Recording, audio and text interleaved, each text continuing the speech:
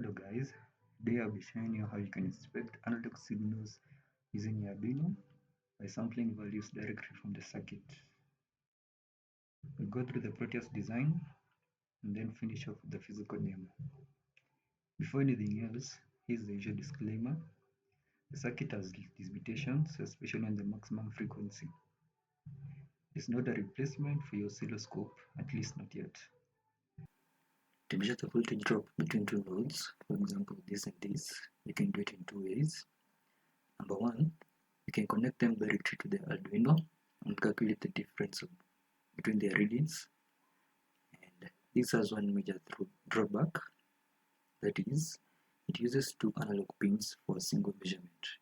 Method 2, you can determine the net PD between these two nodes and feed that into Arduino directly. But for this case, we actually determine the net PD between the two nodes, calculate the polarity of original net PD, and determine its absolute value. Now, if you were to feed that net PD directly to the Arduino without further processing it, you would only use one analog input pin. Now, if you take a look at these prepare values block, it serves those three functions that I have mentioned. Number one, determine the net PD. Number two, calculate the absolute value. Number three, determine the polarity of the original net PD. To measure the current in the circuit, we first need to convert it into a voltage the Arduino can read. We do that using a shunt resistor, this guy, which sits in series with the load and gives us a PD drop across it, which is proportional to the current flowing in the circuit.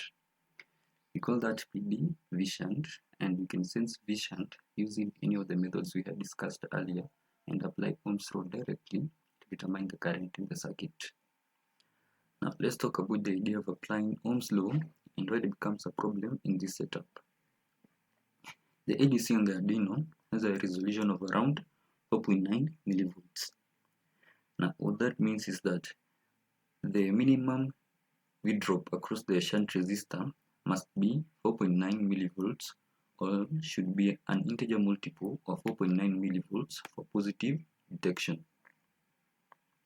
Now, the currents below 4.9 milliamps, if you're using a 1 ohm shunt resistor, will be ignored since the V shunt will be less than 4.9 millivolts.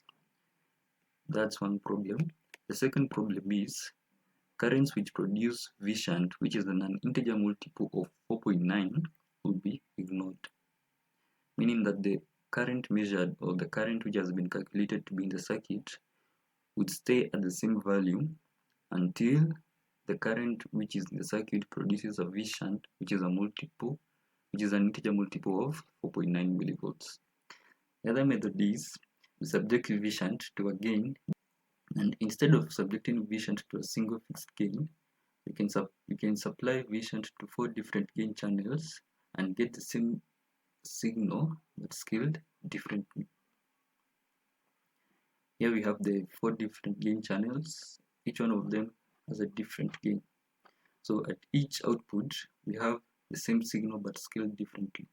We use a multiplexer to sequence through each channel and select the most suitable one. The criteria used to select a channel is, we select the first channel whose output voltage falls within a certain range. That voltage window can be set as a constant across all channels or can be tuned individually. Now the choice whether it's a constant or tuned individually has some effects on the channel's current range and also its gain.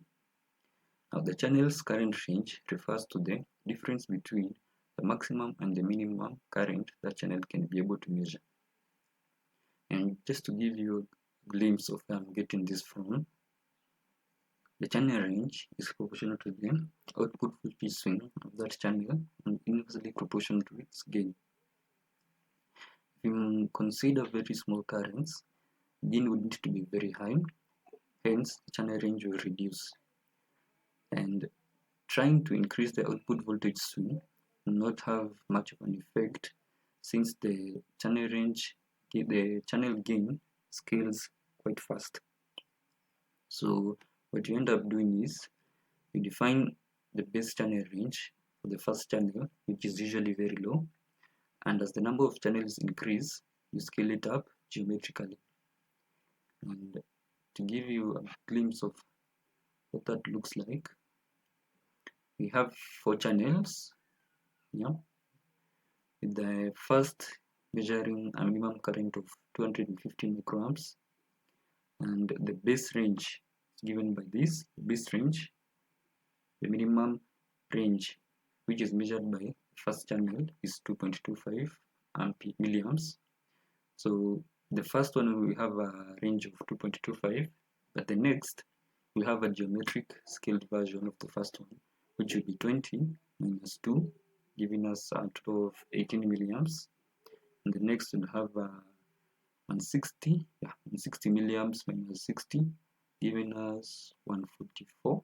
Yes, 144 milliamps, and the rest we can just subtract. And the good thing about this is the output voltage, the maximum output voltage for the nth channel stays constant at around 2.3, and we are able to achieve this with the output voltage swing as 2.07. These are values well within our range. Once we have the amplified V-shunt, we feed it the prepare values block, whereby our main aim is to get its absolute value and also its polarity. Once we have that, we can feed it directly to the Arduino and its polarity and determine the current through the circuit. The current through the circuit will be given by V-shunt divided by AD, gain of that channel, and the shunt resistor. Yeah, and with that, I think we're ready to go into the physical demo.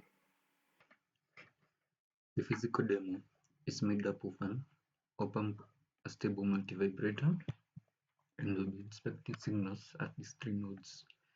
We have the reference voltage. This one is responsible for adjusting the duty cycle of the signal, the upper and lower trigger limits, and the output voltage of our signal. Now, if you check at the analog simulation results, you can see this is what we expect as the waveforms once we start inspecting them. We expect the capacitor to charge and discharge to the upper and lower trigger limits, and once the capacitor charges to those limits, the output will change state from one to another. We'll be adjusting these 2 potentiometers, this one and this one, to affect the various parameters. For this, we'll adjust it to change the voltage at this node, which will either increase or reduce our duty cycle, and by adjusting this potentiometer, we'll either increase or reduce the frequency of our signal.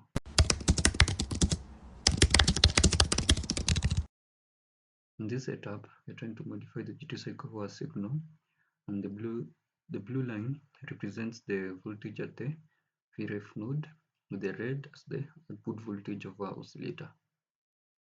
Now, as you will see, as the blue line rises, the duty cycle will also increase, and as it drops, the duty cycle will reduce.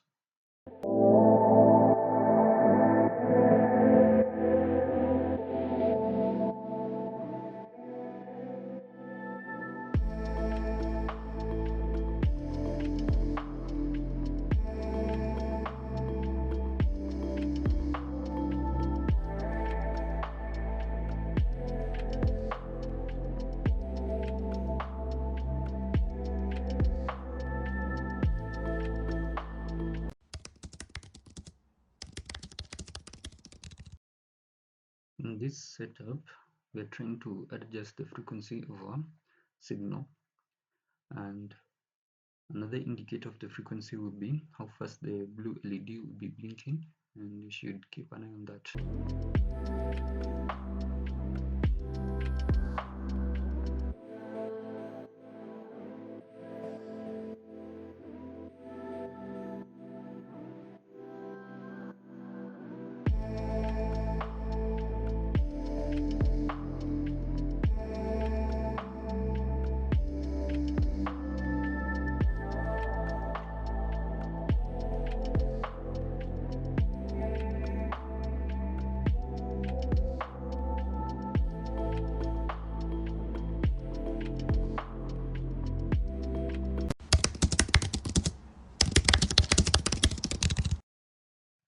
this setup, we are adjusting the voltage at the VREF node, but also plotting the upper and lower trigger points represented by the red line, the voltage at the VREF node represented by the blue line, and the voltage across the capacitor represented by the green line.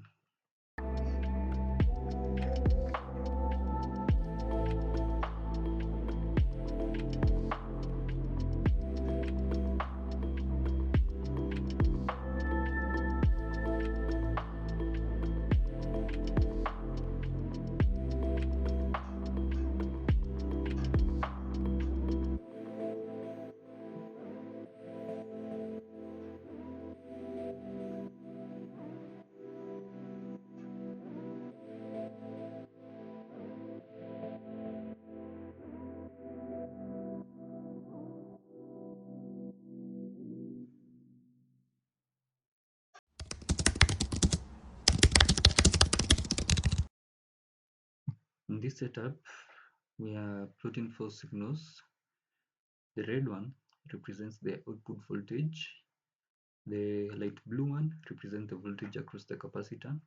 The green one represents the upper and lower trigger points, and the dark blue represents the voltage at the VREF node.